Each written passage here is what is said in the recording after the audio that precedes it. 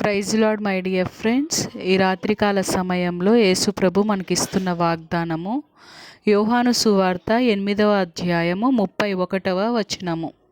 మీరు నా వాక్యమందు నిలిచిన వారైతే నిజముగా నాకు శిష్యులై ఉండి సత్యమును గ్రహించెదరు. ఆమేన్.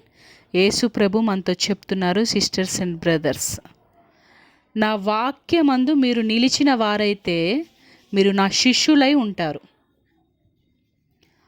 వాక్యమందు నిలిచిన వారైతేనే. నేను మీకేం చెప్పాను?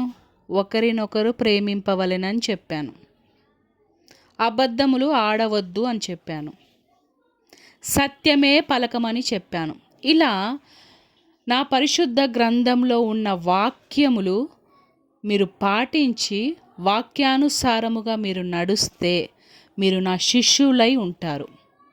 నేను చెప్పిన ప్రతి సత్యమును మీరు గ్రహిస్తారు.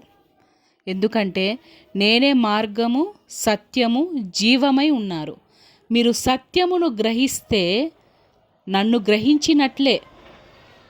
కాబట్టి నేను మీ చేతికిచ్చిన పరిశుద్ధ గ్రంథమును బాగా చదివి ధ్యానిస్తూ వాక్యానుసారముగా మీరు నడిచినట్లయితే మీరు నా శిష్యులై ఉన్నారు.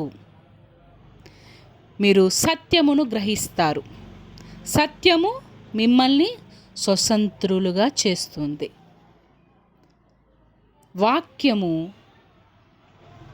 ప్రకారము మీరు నడుస్తే మీ హృదయములో జీవజల నదులు ప్రవహిస్తాయి అని దేవుడు మనతో చెప్తున్నారు. దేవునికి కోట్లాది శతకోటి కృతజ్ఞతాస్తుతులు. యేసు శక్తిగల నామంలో ఆమెన్.